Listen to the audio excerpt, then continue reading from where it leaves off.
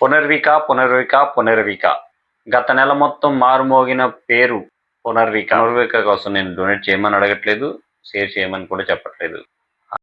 ఇప్పుడు పునర్విక శ్రీ ఎలా ఉంది? పునర్విక శ్రీకి ట్రీట్మెంట్ జరుగుతుందా? ప్రపంచ దేశాలన్నీ యుద్ధ వాతావరణంలో ఉండగా ఎటువంటి ట్రీట్మెంట్ జరుగుతుంది, అసలు ట్రీట్మెంట్ జరుగుతుందా అనేది తెలుసుకుందాం. అంటే ఈ వీడియో పూర్తిగా చూడండి. పునర్విక ట్రీట్మెంట్ ఎంతవరకు వచ్చిందో తెలుసుకుందాం.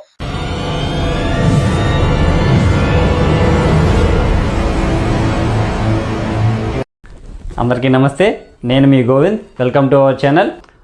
పునర్వికకు కావాల్సిన ఫండ్ అంతా సమకూరిందని మనకు తెలుసు. చాలామంది సహాయం చేశారు. చాలామంది సోషల్ మీడియా ఇన్ఫ్లుయెన్స్ అందరూ ఒక ఏకతాటిపై వచ్చి ఫండ్ రైజింగ్ చేశారు.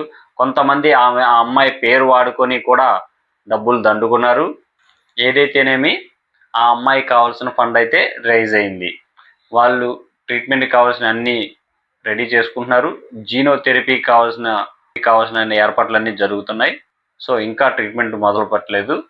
అయితే ఈ కేసుని స్టడీ చేసినప్పుడు నాకు కొన్ని డౌట్లు వచ్చాయి. ఆ డౌట్లు ఏంటో మీకు తెలియజేస్తాను. మీకేమనిపించిందో కామెంట్ సెక్షన్లో తెలియచేయండి.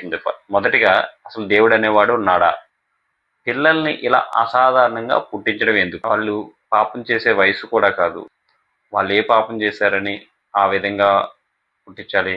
కొన్ని కింద జన్మ పాపాలు ఇప్పుడు ఎంటాడినాయి అంటే, ఏ జన్మలో పాపాలు ఆ జన్మలో కాకుండా ఇంకో జన్మలో అనుభవించాలా? అలా రాస్తే అది దైవత్వం అవుతుందా? అలా అసాధారణంగా పుట్టించడం ఎందుకు? వాళ్ళకి అన్ని కష్టాలు ఎందుకు? అసలు ఈ ఎస్ఎంఏ అంటే ఏంటి? ఎస్ఎన్ఏ అంటే స్పైనల్ మజిల్ ఎట్రోఫీ సిండ్రోమ్. మామూలుగా సాధారణంగా మజిల్స్ గ్రో అవుతూ ఉండాలి. సో ఇది రివర్స్ అవుతుంది. ఎట్రోఫీ అంటే దగ్గరికి కుచించుకుపోయి నరాలు కదలవు అనమాట. సో ఇది ఎందుకు వస్తుందంటే జన్యు లోపం, కణం లోపల డిఎన్ఏలో వచ్చే మార్పుల వల్ల ఇలాంటి ప్రాబ్లమ్స్ వస్తాయి. సో దీనికి ఎందుకు అంత ఖర్చు అవుతుంది అంటే, మన ఇండియాలో లేదు, లండన్లో ఉంది. అది యుఎస్ డాలర్లో 1.6 1.9 మిలియన్ డాలర్స్ అడిగారు. సో అందుకని మన ఇండియన్ రూపీస్లో చూసుకుంటే 16 కోట్లు అవుతుంది.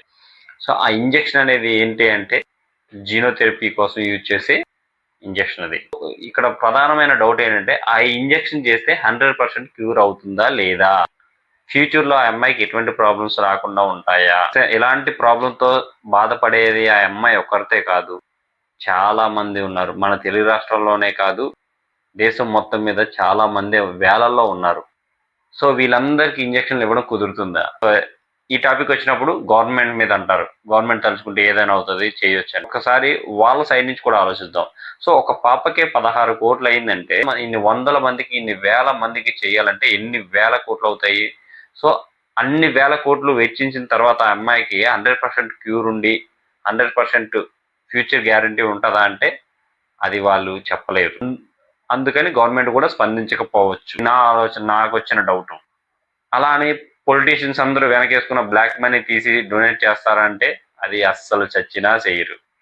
కాల్చడమో పాడేయడమో చేస్తారు తప్ప ఇలా ఎవ్వరికి డొనేట్ చేయరు. బ్లాక్ మనీ దాచుకునే ఎవ్వరూ బయటికి తీయరు. మరి జనాలు ఉచిత పథకాలు వదులుకుంటారా? వదులుకోరు. లేదా ధైర్యం తెచ్చుకొని ప్రభుత్వాన్ని కానీ రాజకీయ నాయకులను కానీ నిలదీసి ఇలాంటి పరిస్థితులపై ప్రభుత్వాల్ని, రాజకీయ నాయకులను ప్రశ్నిస్తారా అంటే ప్రశ్నించారు. ఎటువంటి చర్యలు తీసుకుంటారు?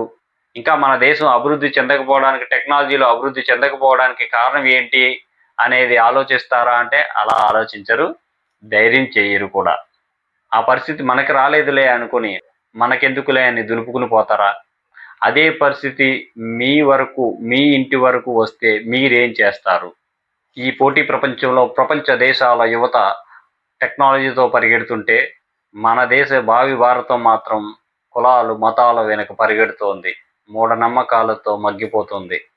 మిగతా దేశాలన్నిటికంటే ప్రాచీనమైన దేశం మనది అని చెప్పుకునే మనము టెక్నాలజీ కోసం, బ్రతకడం కోసం పక్క దేశాలకు వెళ్తున్నందుకు గర్వపడాలా, సిగ్గుపడాలా? ఎప్పటి నుండో ఉండే మన దేశ సంపద ఎన్నో సంవత్సరాల వెనక పుట్టిన అమెరికా డాలర్తో 90% పడిపోవడానికి కారణం ఏంటి? $1 మన దేశంలో 90 రూపాయలతో సమానం అన్నందుకు గర్వించాలా, బాధపడాలా, సిగ్గుపడాలా? మీరే చెప్పండి. ఈ పరిస్థితి ఎవరి వల్ల వచ్చింది? ఎందుకు వచ్చింది?